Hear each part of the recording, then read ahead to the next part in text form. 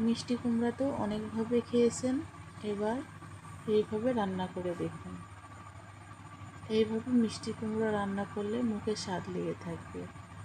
প্রথমে মিষ্টি কুমড়োগুলো গ্রেট করে নিয়ে তাতে লবণ মাখিয়ে রেখে দিতে হবে কিছুক্ষণের জন্য। আমি আধা ঘন্টা রেখে দিয়েছিলাম। তারপর মিষ্টি কুমড়োগুলো আলতো হাতে চেপে পানি বের করে নিতে হবে। পানি থেকে গেলে ভাজার সময় পানি বের হয়ে রান্নাটা নষ্ট করে দিতে পারে।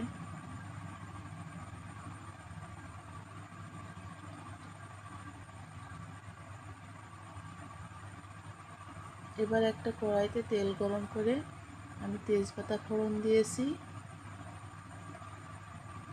এবার মিষ্টি কুমড়োগুলোকে ভালো করে ভেজে নেব।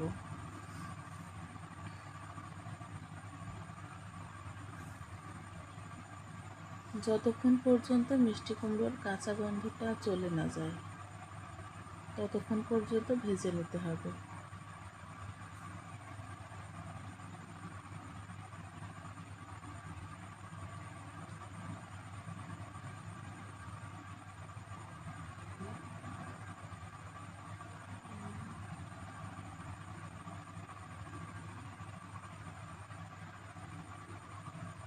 খুব ভালো করে ভাজতে হবে।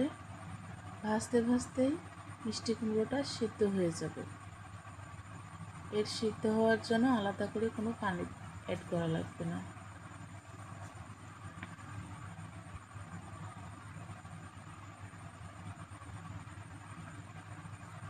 আমার মিষ্টি কুমড়োটা সিদ্ধ হয়ে গিয়েছে।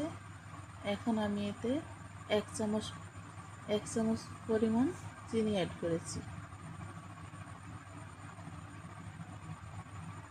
আমার কুমড়োটা অনেক মিষ্টি ছিল, যার কারণে 1 টেবিল চামচ চিনিতেই মিষ্টি হয়ে গিয়েছে।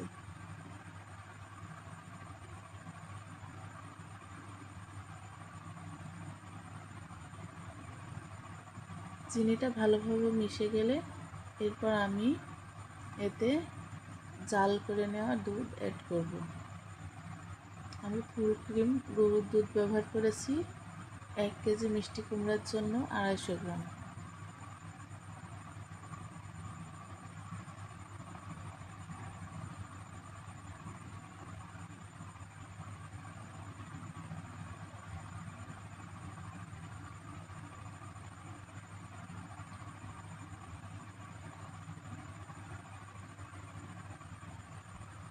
আপনারা চাইলে এতে বাদাম ও কিশমিশও দিতে পারবেন।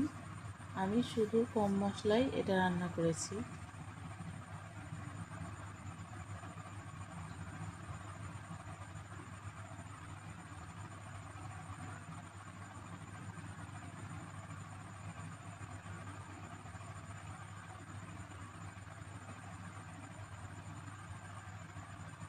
দুধটা ঘন হয়ে আসলে আমরা নামিয়ে নেব।